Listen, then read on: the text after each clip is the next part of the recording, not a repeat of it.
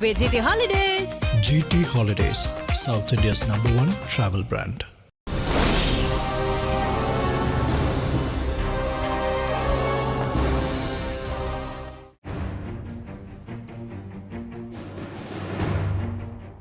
America பல ஆயிரம் மைல்கள் தூரம் சென்று ஈரான் மீது மிக கடுமையான தாக்குதல்களை நடத்தி கொண்டிருக்க அமெரிக்க மண்ணில் இரத்தப்பழி தீர்க்கும் நடவடிக்கையில் இறங்கியுள்ளது ஈரான். ஈரான் மீதான யுத்தத்தை அமெரிக்காவும் இஸ்ரேலும் ஆரம்பித்து இந்த 2 வாரத்தில் மாத்திரம் 4 பாரிய தாக்குதல் சம்பவங்கள் அமெரிக்காவில் இடம்பெற்றிருக்கின்றன. அமெரிக்கா தொடுத்துள்ள யுத்தம் வெறுமனே ஈரானுடனும் மத்திய கிழக்குடனும் மாத்திரம் மட்டுப்பட்டு நின்றுவிடப் போவதில்லை என்கின்ற யதார்த்தத்தை உணர்த்துகின்ற சம்பவங்கள். நேற்று முன்தினம் 12ஆம் தேதி அமெரிக்காவில் உள்ள மிகவும் பிரபல்யமான யூத வழிபாட்டிடம் ஒன்றை நோக்கி வெடிமருந்து நிரப்பப்பட்ட கனரக வாகனம் ஒன்றை செலுத்திச் சென்றிருந்தார் 41 வயது நிரம்பிய அயமான் முகமது கசாலி. டெம்பிள் இஸ்ரேல் என்ற அமெரிக்காவின் பிரபல்யமான அந்த யூத வழிபாட்டு ஸ்தலத்தில் அந்த நேரத்தில் 140 மாணவர்கள் இருந்திருக்கின்றார்கள். அந்த கட்டிடத்தின் முன்பாக இருந்த வாகன தரிப்பிடத்தில் சுமார் 2 மணி நேரம் காத்திருந்த முகமது கசாலி மாணவர்கள் அனைவரும் அங்கு வந்து சேர்ந்ததும் கட்டிடத்தை இடித்து தகர்ப்பதற்காக வாகனத்தை செலுத்திச் சென்றபோது அங்கிருந்த காவலாளிகள் வாகனத்தை தடுத்திருக்கின்றார்கள். காவலாளிகளை நோக்கி முகமது கசாலி துப்பாக்கி பிரயோகம் செய்திருக்கின்றார்.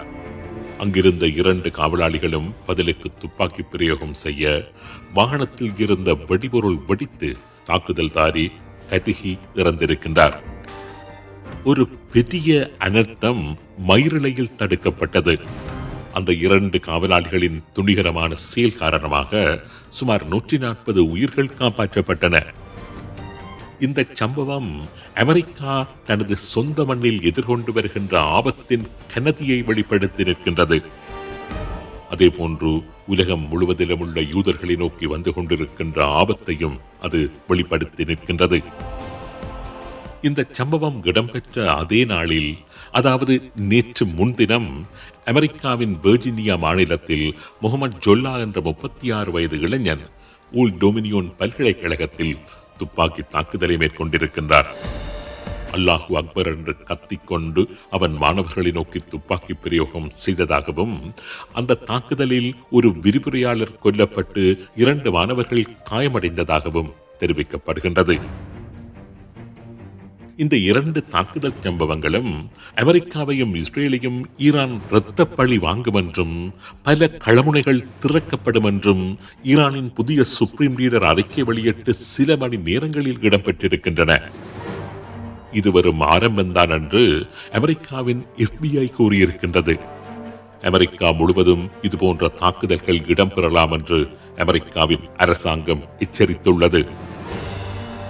ஈரான் மீதான அமெரிக்க இஸ்ரேல் தாக்குதல் ஆரம்பமான மறுதினம், அதாவது இந்த மாதம் 1ஆம் தேதி, அமெரிக்காவின் டெக்சஸ் மாநிலத்தில் ஒரு பார் மீது துப்பாக்கி தாக்குதல் நடைபெற்றது.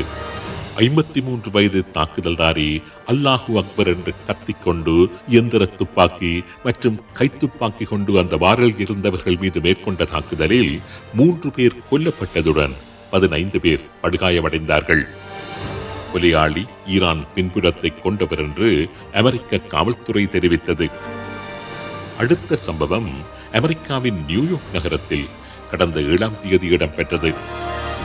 இஸ்லாமியர்கள் நியூயார்க் நகரை ஆக்கிரமிப்பதற்கு எதிரான கண்டன கூட்டம் என்ற பெயரில் நடைபெற்றுக் கொண்டிருந்த கூட்டத்தில் கலந்து கொண்டவர்களை குறிவைத்து 2 வெவ்வேறு குண்டு தாக்குதல்கள் முன்னெடுக்கப்பட்டன.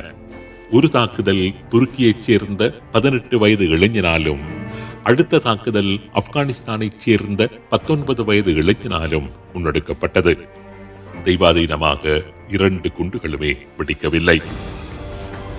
ஈரான் மீது அமெரிக்கா மேற்கொண்டு வருகின்ற யுத்தம் என்பது வெறுமனே ஈரானுடன் மாத்திரம் மட்டுப்பட்டு நிற்பதற்கு ஈரான் ஒருபோதும் அனுமதிக்கப் போவதில்லை என்பதையே இந்த சம்பவங்கள் வெளிப்படுத்தி நிற்கின்றன.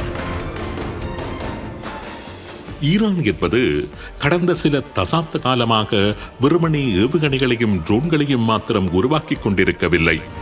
கூடவே நூற்றுக்கணக்கில் ஆயிரக்கணக்கில் ஸ்லீப்பர் செல்களையும் உருவாக்கி மேற்குலக நகரங்களில் விதைத்துக் கொண்டுதான் இருக்கின்றது. ஈரானின் IRGCயின் புலனாய்வு பிரிவான குவாட் போஸின் முதன்மை பணியே எதிரி தேசங்களில் சதிகளை மேற்கொள்வதுதான். CIA போல, மொசாட் போல ஈரானின் குவாட் போஸும் பல நாடுகளிலும் சதி நடவடிக்கைகளில் ஈடுபடுவதில் கைதேர்ந்தவர்கள். குறிப்பாக IRGC குவாட் போஸின் யூனிட் 840 என்ற பிரிவினர் எதிரி நாடுகளில் சதி நடவடிக்கைகளில் ஈடுபடுவதற்காகவென்று உருவாக்கப்பட்ட சிறப்பு பிரிவினர்.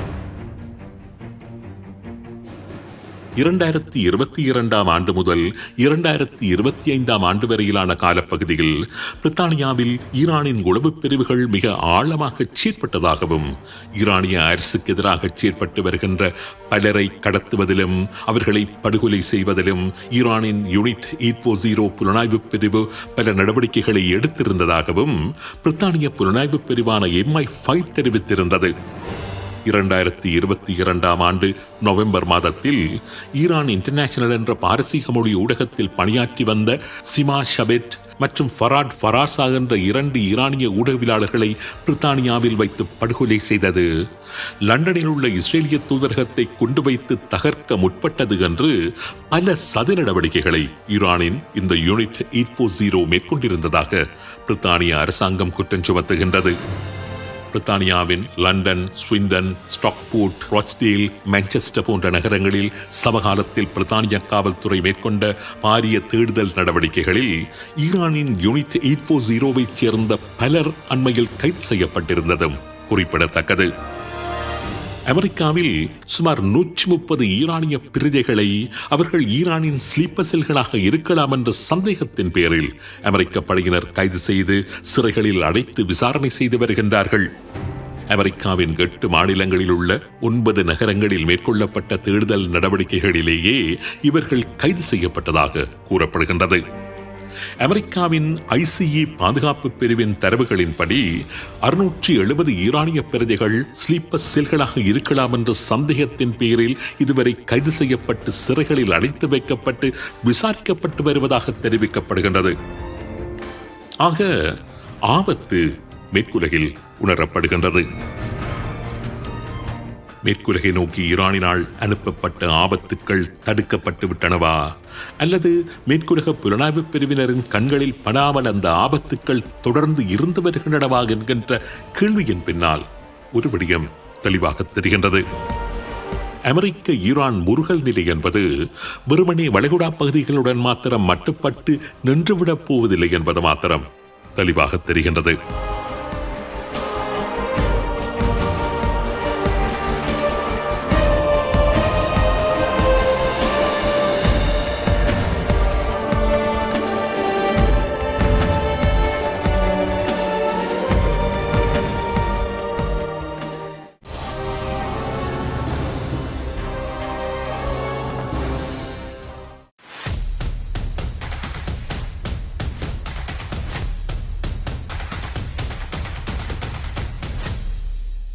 GT Holidays.